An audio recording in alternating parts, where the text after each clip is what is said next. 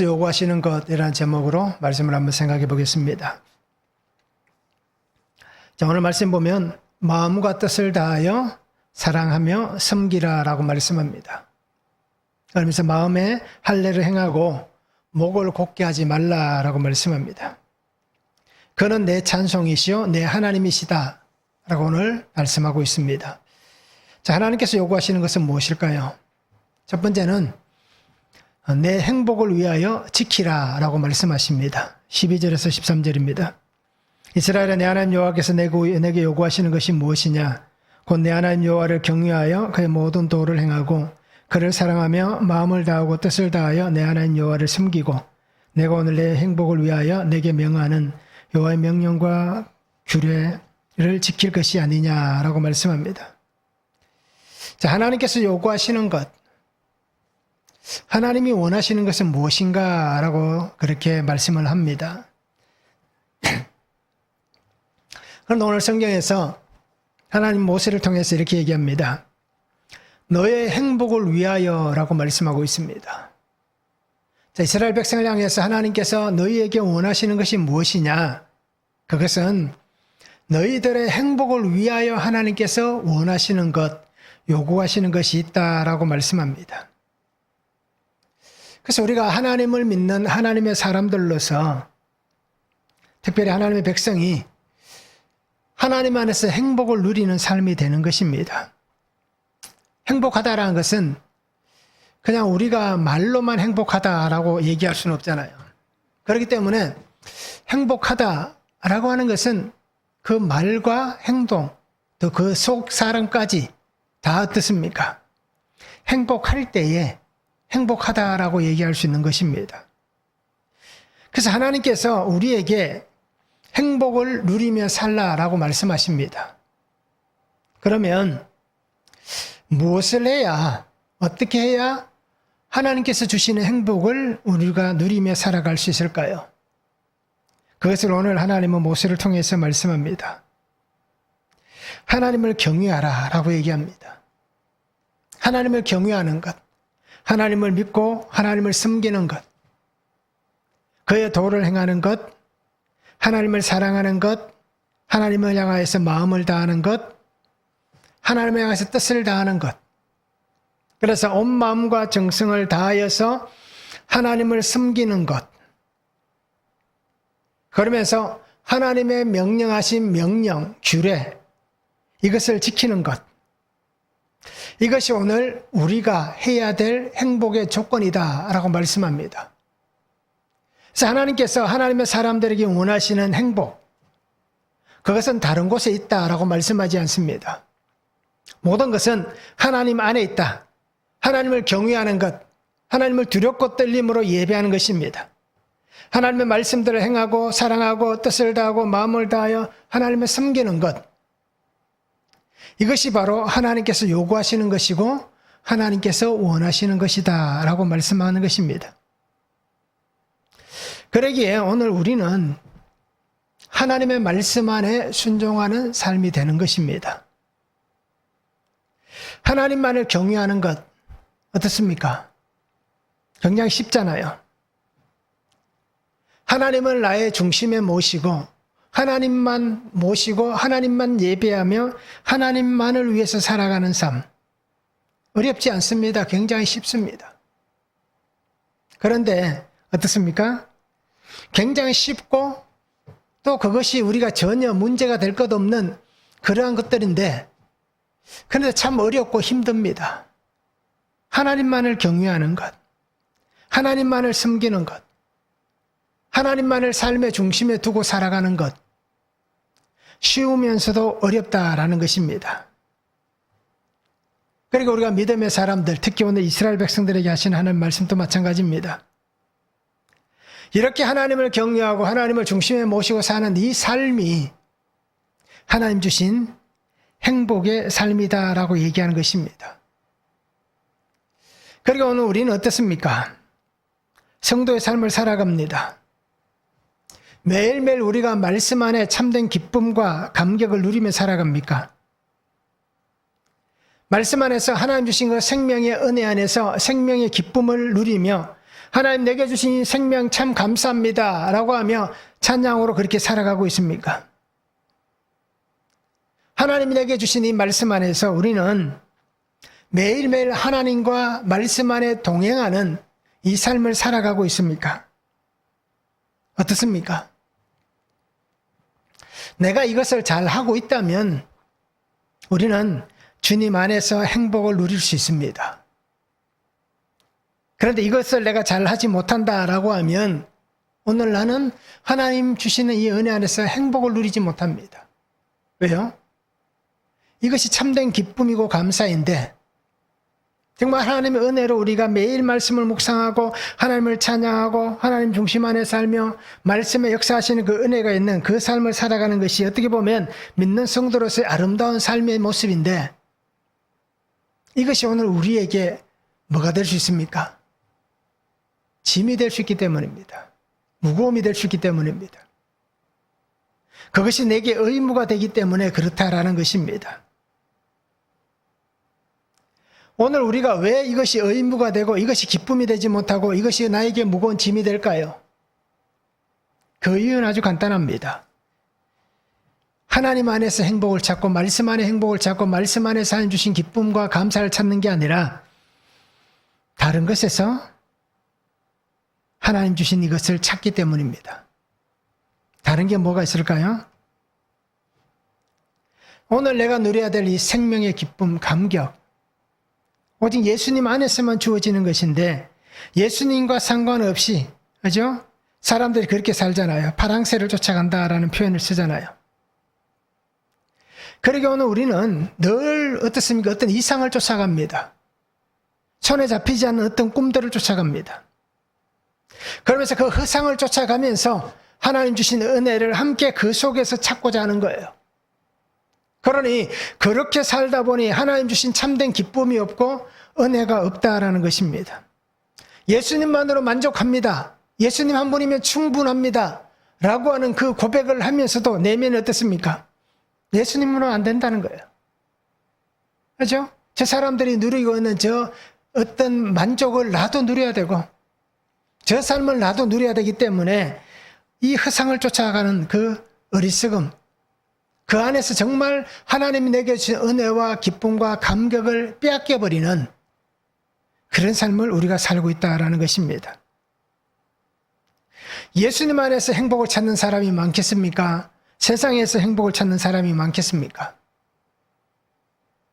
우리는 아마 예수님 안에서 행복을 찾는 사람보다 세상에서 행복을 찾는 사람이 더 많을 거예요. 저도 그렇게 생각하고 살았으니까 그렇습니다. 예수님 주신 행복, 참된 기쁨은 어떻게 보면 어떻습니까? 너무 멀리 있는 것 같아요. 정말 하나님이 가까이에서 나에게 주신 은혜가 있음에도 불구하고 당장에 눈에 보이는 세상의 어떤 만족들, 세상의 어떤 나의 욕구를 채워줄 만한 것들을 바라보면서 그것이 더 내게 중요하다, 그것이 내게 더 필요하다 라고 하는 이 마음을 가지고 살아가기 때문에 예수님이 아닌 세상에서 행복을 찾아가는 사람들이다라는 것입니다. 아무리 파랑새를 쫓아간들 그 파랑새가 보일까요? 잡힐까요? 그 속에서 행복이 주어질까요? 그렇지 않다는 겁니다. 그리고 오늘 우리가 다시 한번 깊이 있게 생각해 보시기 바랍니다. 오늘 말씀하잖아요. 하나님이 요구하시는 것, 너의 행복을 위하여 라고 말씀하고 있는 것입니다. 그리고 오늘 우리는 하나님께 주신 행복을 얻고 누리시기 바랍니다. 그 행복을 얻고 누리려면 하나님의 명령과 규례를 지켜 행하는 것입니다. 그리고 오늘 우리의 삶에 참된 기쁨과 감사, 감격이 있다는 것은 오늘 내가 하나님의 말씀을 잘 지켜 행하는 것, 하나님의 말씀대로 순종하며 살아가는 것, 매일매일 하나님의 말씀을 묵상하며 그 말씀 속에 살아가는 그 삶이기 때문에 오늘 내게 주시는 이 기쁨과 감사가 넘쳐나는 것입니다. 그리고 오늘 성도님들이 주의 은혜 안에서 이 영적 풍성함을 누릴 수 있기를 원합니다. 그래서 하나님이 내게 원하시는 믿음 안에서 참된 행복을 주는 그런 성도의 삶을 살아가시기 바랍니다. 거기에서 더 나아가면 어떻습니까? 거룩의 삶인 거예요. 우리는 행복이 목적이 아닙니다. 우리에게는 거룩이 목적인 겁니다. 그러나 먼저는 행복도 필요한 거예요. 그러기에 이 행복을 넘어서 거룩의 길로 갈 수 있는 그런 성도가 될 수 있기를 원합니다. 그래서 말씀이 나를 살게 하고 말씀이 나를 복되게 하는 그러한 우리의 삶의 모습들이 되면 참 좋겠습니다. 한번 적용해 보시기 바랍니다. 믿음으로 사는 삶이 참된 기쁨과 은혜입니까? 아니면 믿음으로 사는 삶이 나를 힘들게 하는 구속입니까? 어떻습니까? 믿음으로 사는 게 참된 기쁨이고 은혜다 라고 고백하시는지, 아니면 정말 너무 힘들다, 믿음으로 사는 게 너무 힘들다, 나를 구속한다 라고 하시는지 한번 적용해 보시면 좋겠습니다. 내가 얻고 누리는 참된 행복은 무엇입니까? 나는 무엇으로 행복을 찾아가고 있습니까? 내가 찾고 있는 행복 무엇인지 한번 적용해 보시길 바랍니다. 두 번째는 마음의 할례를 행하라고 말씀하십니다. 14절에서 19절입니다. 하늘과 모든 하늘의 하늘과 땅과 그 위의 만물은 본래 내 하나님 여호와께 속한 것이로되 여호와께서 오직 내 조상들을 기뻐하시고 그들을 사랑하사 그들의 후손인 너희를 만민 중에서 택하셨음이 오늘과 같으니라. 그러므로 너희는 마음의 할례를 행하고 다시는 목을 곧게 하지 말라. 너희 하나님 여호와는 신 가운데 신이시며 주 가운데 주시요 크고 능하시며 두려우신 하나님이시라. 사람을 외모로 보지 아니하시며 뇌물을 받지 아니하시고 고아와 과부를 위하여 정의를 행하시며 나그네를 사랑하여 그에게 떡과 옷을 주시나니 너희는 나그네를 사랑하라. 전에 너희도 애굽 땅에서 나그네 되었음이니라. 자, 세상 모든 만물은 다 하나님께 속한 것이다라고 말씀합니다. 그러면서 하나님은 내가 너를 택하였다라고 말씀하십니다. 하나님께서 우리를 택하셨습니다. 우리를 택하신 것은 하나님의 사랑의 은혜인 것입니다. 그러게 하나님은 오늘 모세를 통해서 이렇게 얘기하잖아요. 너의 마음에 할례를 행하라. 그리고 다시는 목을 곧게 하지 말라라고 말씀합니다. 자, 하나님께서 오늘 너희를 택하셨다, 너희 조상들을 택하였다라고 분명히 말씀하시면서, 그러면 하나님께서 택하신 것에 대해서 말씀합니다. 너희가, 우리가 주일에 말씀을 나누었듯이 너희가 뭔가 특별한 것이 있어서 너희가 이런 것들을 했기 때문에 내가 택하였다라고 말씀하지 않습니다. 그냥 하나님께서 우리를 기뻐하시는 하나님의 사랑 때문에 라고 말씀합니다. 하나님께서 우리 조상들을 보셔서 기뻐하셨다, 또 그들을 사랑했다 라고 하셨기 때문에 너희를 택하셨다라는 것입니다. 그것이 오늘 또 말씀하는 겁니다.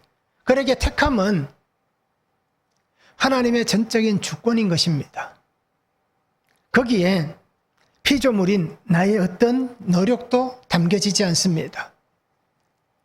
나의 어떤 소리도 그 속에 들어갈 수가 없습니다. 택함은 하나님의 주권인 것입니다. 그러기에 오늘 우리가 택함을 받았다라는 것은 하나님의 전적 은혜에 불과하다라는 것입니다. 그래서 오늘 성경은 분명히 얘기하면 택함 받은 사람은 어떤 삶을 살아야 되느냐, 하나님이 요구하신 게 분명합니다. 너희가 하나님의 택하심을 받았으니, 너희가 사랑을 입고 은혜를 입었으니 너희가 해야 될 것은 마음에 할례를 행하라 라는 것입니다. 할례는 무엇입니까? 아브라함을 통해서 하나님께서 그 할례를 이스라엘 민족에게 주신 특별한 구별법이잖아요. 하나님의 사람된, 하나님의 백성된 징표가 바로 이 할례인 것입니다. 자, 이렇듯 오늘 육신의 할례를 행한 그들에게 하나님은 어떻게 합니까? 육신의 할례가 아닌 이제는 하나님의 말씀을 통하여서 마음의 할례를 행하라 라고 얘기합니다. 그래서 이제는 너희가 정말 세상에서 구별된 사람이 되라.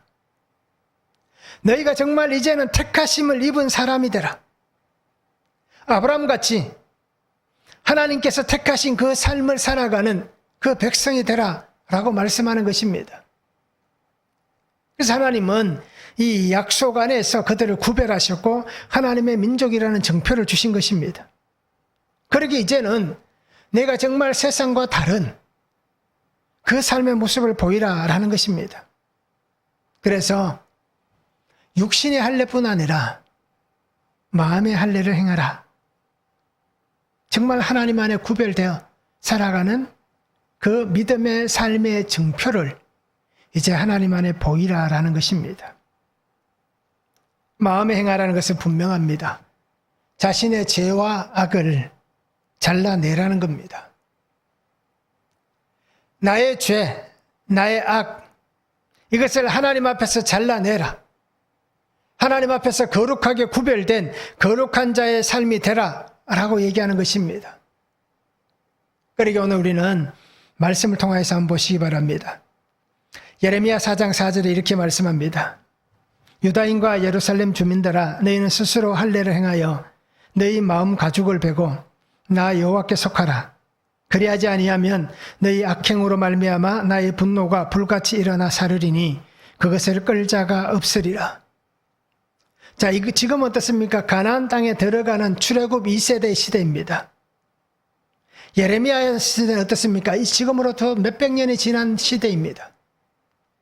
그런데 하나님 똑같이 얘기합니다. 모세를 통하여서 너희가 이제는 마음의 할례를 행하라라고 얘기합니다. 그래서 그들이 그렇게 살아가는 거예요. 그런데 삶을 살다 보니 어떻게 됩니까? 다시 하나님 앞에서 완고한 자가 되는 거예요.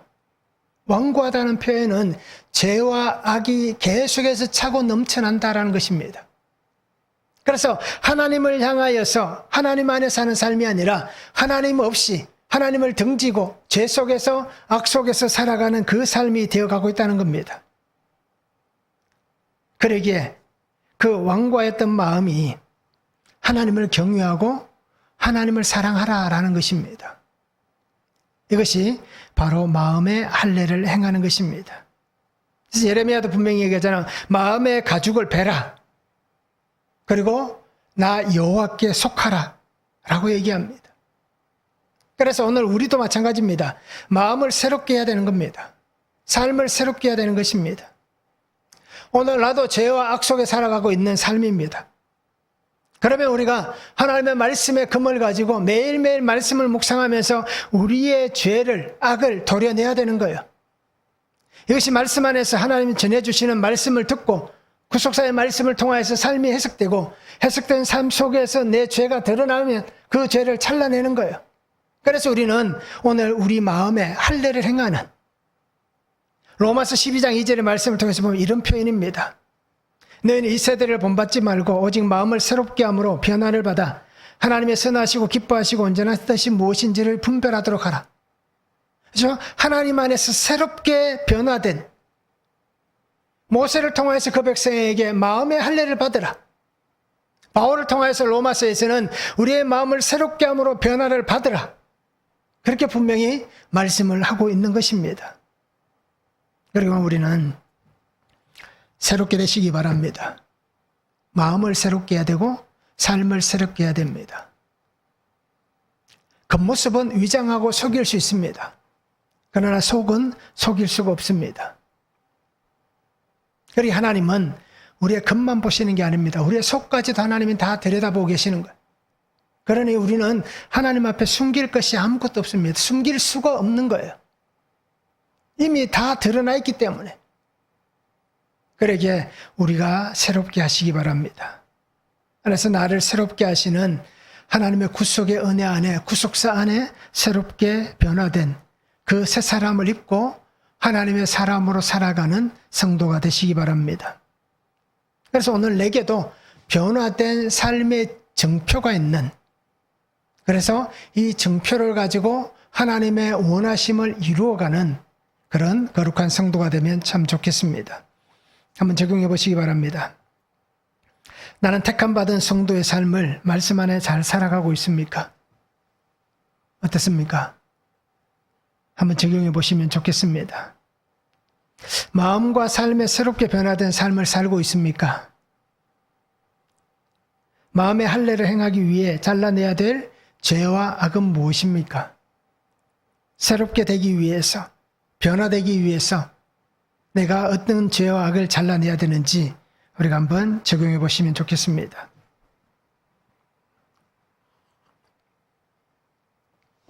세 번째는 찬양 받기를 원하시며 찬양하라고 말씀하십니다. 20절에서 22절입니다. 내 하나님 여호와를 경외하여 그를 섬기며 그에게 의지하고 그의 이름으로 맹세하라. 그는 내 찬송이시요 내 하나님이시라. 내 눈으로 본 이같이 크고 두려운 일을 너를 위하여 행하셨느니라. 애굽에 내려간 내 조상들이 겨우 70인이었으나 이제는 내 하나님 여호와께서 너를 하늘의 별같이 많게 하셨느니라 라고 말씀합니다. 하나님을 의지하라. 하나님을 경외하며 하나님을 섬기며 하나님 앞에 맹세하라 라고 말씀합니다. 그러면서 하나님은 너의 찬송이시다 라고 말씀합니다. 왜 하나님께서 우리의 찬송이시냐? 우리의 눈으로 보는 모든 것을 너를 위하여 이루신 분이시기 때문에 하나님은 너희의 찬송이다 라고 얘기합니다. 그러면서 너희가 애굽으로 내려갈 때에는 겨우 70명이었다. 그런데 지금은 어떻다? 하늘의 별과 같이 많게 하셨다. 그러기에 너희가 하나님을 찬송할 수밖에 없다는 겁니다. 왜요? 전적 하나님의 역사하신 그 은혜 안에 오늘 우리가 살아가고 있기 때문에, 하나님이 우리를 돌보시고 역사하신 그 은혜 안에 있기 때문에 우리가 찬송할 수밖에 없다는 겁니다. 하나님을 찬송하고 감사하는 것은 우리가 어떤 이유가 있어야만 하는 것은 아닙니다. 그렇잖아요? 하나님께서 내게 이런 은혜를 주셨습니다. 하나님께서 나의 기도를 들어주셨습니다. 하나님께서 풀리지 않던 문제를 해결해 주셨습니다. 우리 가정의 이러한 어려움들, 기도 제목들, 삶의 환경들, 수없이 많은 것들을 하나님께서 이렇게 해결해 주셨기 때문에 내가 감사합니다, 찬양합니다 라고 하는 것이 아니라, 오늘 성도가 하나님을 찬양해야 될 이유는 다른 이유가 필요 없습니다. 그것은 하나님의 존재만으로 찬양해야 되는 겁니다. 하나님께서 나의 하나님 되신 그 하나님의 은혜만으로도 찬양을 해야 됩니다. 하나님께서 나의 구원자가 되시는 구속사의 예수 그리스도이신 하나님이시기 때문에 우리는 하나님을 찬송해야 되는 것입니다. 다른 이유가 없는 거예요. 이 존재만으로도, 하나님이라는 하나님의 존재만으로도 우리는 하나님 앞에 날마다 감사하고 날마다 하나님을 찬양하고 날마다 하나님 앞에 기뻐할 수 있는 그런 삶이 되어야 되는 겁니다. 그러면서 우리가 하나님을 찬송해야 될 이유를 분명히 하나님께서 말씀해 주셨습니다. 우리가 너무 잘 아는 말씀이에요. 이사야 43장 21절에 말씀하잖아요. 이 백성은 내가 나를 위하여 지었나니 나를 찬송하게 하려 하심이니라. 그죠? 하나님께서 우리를 지으신 목적은 하나님을 찬송하게 하기 위해서 내가 너희를 지었다라고 말씀하는 거예요. 결국 다르게 얘기하면 하나님께서 우리에게 구속의 은혜 안에서 구원된 백성으로 살아가게 하시는 이유는, 우리를 구원하신 이유는 다른 게 아니라 하나님을 찬양하게 하기 위해서 하나님이 우리를 구원하셨다라는 겁니다. 그러니까 우리는 이렇게 찬양하며 살아가면 좋겠습니다. 시편 146편 2절에 말씀합니다. 나의 생전의 여호와를 찬양하며 나의 평생에 내 하나님을 찬송하리로다. 그죠? 생전의 여호와를 찬양하고 평생의 여호와를 찬양하겠다 라고 하는 이 찬양의 고백이 오늘 나의 고백이 되면 좋겠습니다. 요즘 우리가 젊은 친구들은 아이돌을 많이 따라가고 어르신들은 보니까 트롯 가수들을 굉장히 많이들 좋아하시더라고요. 그러면서 그 팬덤들이 굉장히 많이 형성되어 있잖아요. 그래서 전국에 어디서든지 내가 좋아하는 사람이 공연을 하면 전국 각처에서 이렇게 사람들이 몰려와서 그 공연을 보고 좋아하더라고요. 그러면서 그들의 부르는 노래를 따라 부르고, 그죠? 입에서 그들을 향한 어떤 찬양이라는 표현을 좀 쓰겠습니다. 그들을 향한 그들의 노래들, 찬양들이 쉼 없이 나오는 것을 봅니다.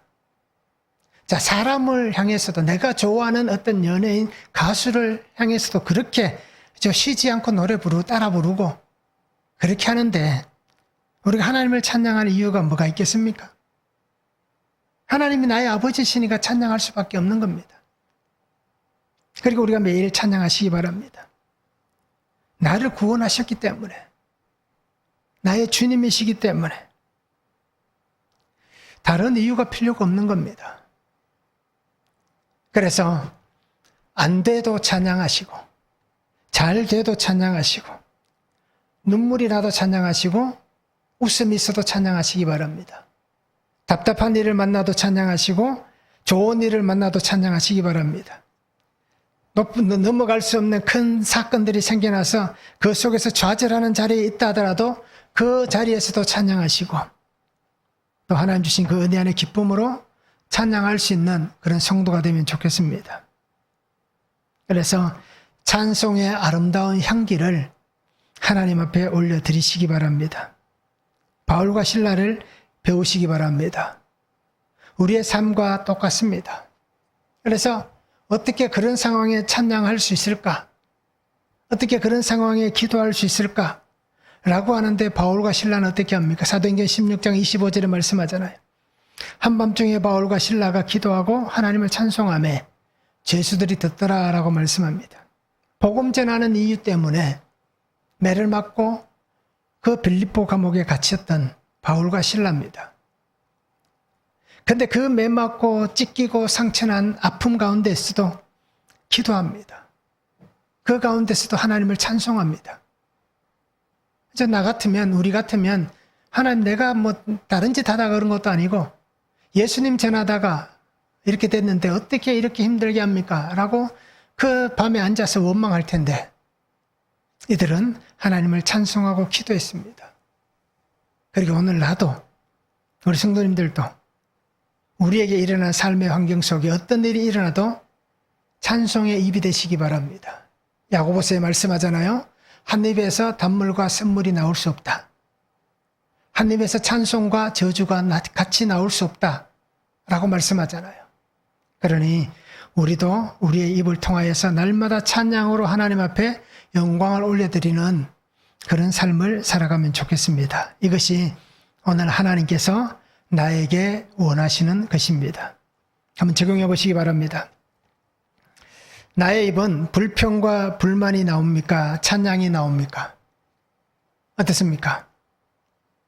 무엇이 더 많이 나오는지 한번 적용해 보시기 바랍니다. 하나님이 나의 하나님 되심으로, 나의 구주가 되심으로 찬양하는 삶입니까? 어떻습니까? 하나님이 나의 하나님 되시는 그것만으로, 하나님이 나의 구원의 주님이 되시는 그것만으로, 즉 다르게 얘기하면 하나님의 존재만으로 내가 하나님을 찬양하고 있는지 한번 적용해 보시면 좋겠습니다. 하나님께서 기뻐하시는 삶을 살아가시기 바랍니다. 그래서 말씀대로 순종할 수 있는 성도가 되면 좋겠습니다. 그래서 나의 삶을 통하여서 하나님의 뜻이 이루어지고 나의 삶 속에 하나님의 거룩을 이루고 그 거룩을 닮아갈 수 있는 그러한 성도들 삶을 살아갈 수 있기를 주님의 이름으로 축복합니다.